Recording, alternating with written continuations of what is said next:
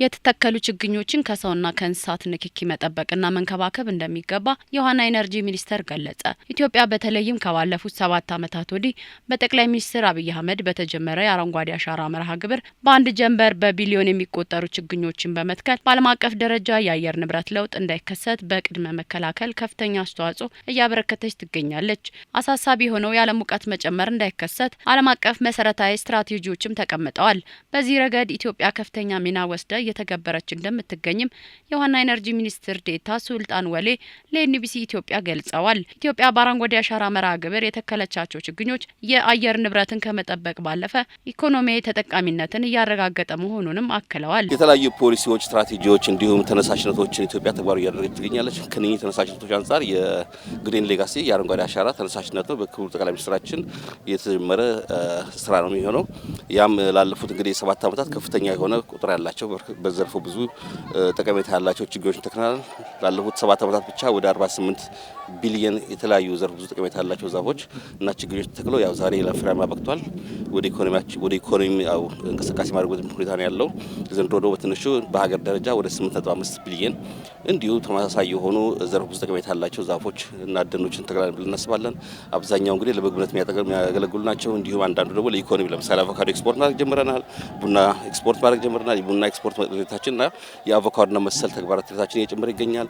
የተለያዩ የልማት ትሩፋቶችም ጭምር ተጠቃሚነታችን እየጨመረ ነው የሚገኙት። የአረንጓዴ አሻራ መርሃ ግብር የተፈጥሯዊ የውሃ ዑደትን ከመጠበቅ አንጻር አንስተው ያብራሩት የውሃና ኢነርጂ ሚኒስትር ዴኤታው ይህም ዝናብ ወቅቱን ጠብቆ እንዲመጣና የዝናብ ስርጭትን በማስተካከል ረገድ ያለው ሚና ከፍተኛ ነው ብለዋል።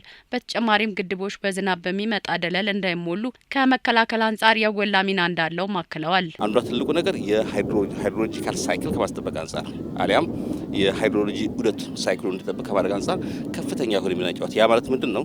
የዝናብ መጠኑ እንዲጨምር፣ የዝናብ ወቅቱና ሁኔታው እንዲሻሻል፣ የዝናብ ስርጭቱ በተጠበቀ መልኩ እንዲሆን ከማስጠበቅ አንጻር ከፍተኛውን አስተዋጽኦ ያደርጋል።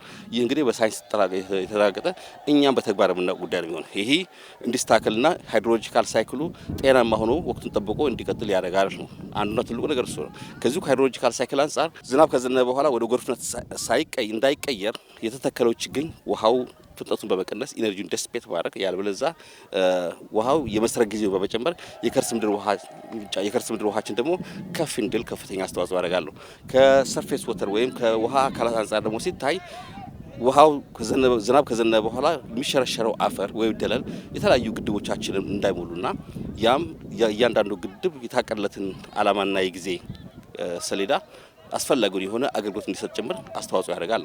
እንዲሁም ሌሎች የውሃ አካላትና ሀይቆቻችን እንዲሁም በተመሳሳይ መልኩ በደን እንዳይሞሉ ያደርጋል። ስለዚህ ምንድነው ኢኮሲስተሙ ወይ ባዮስፈሩ ጭምር እንዲጠብቅና ኢኮሲስተሙ የተፈጥሮ ዑደቱና ባላንሱ እንዲጠብቅ ጭምር ያደርጋል ነው። እንግዲህ ሃይድሮሎጂካል ሳይክል አንጻር ነው። ባለፉት 7 ዓመታት 48.5 ቢሊዮን ኢኮኖሚያዊ ጠቀሜታ ያላቸው ችግኞች መተከላቸውን ያስታውሱት ሚኒስትር ዴኤታው በዘንድሮ ዓመትም በአንድ ጀንበር የተተከሉ 8.5 ቢሊዮን ችግኞች መንከባከብ የታለመላት ዓላማቸውን ከግብ ለማድረስ እንደሚረዳ ሚኒስትር ዴኤታው ተናግረዋል። ችግኝ ከማፍላት ጀምሮ፣ ችግኝ ከመትከል ጀምሮ፣ ችግኝ ከመከባከብ ጀምሮ ከፍተኛ የሆነ የስራ እድል እየፈጠረ ይገኛል ለተለያዩ ዜጎቻችን።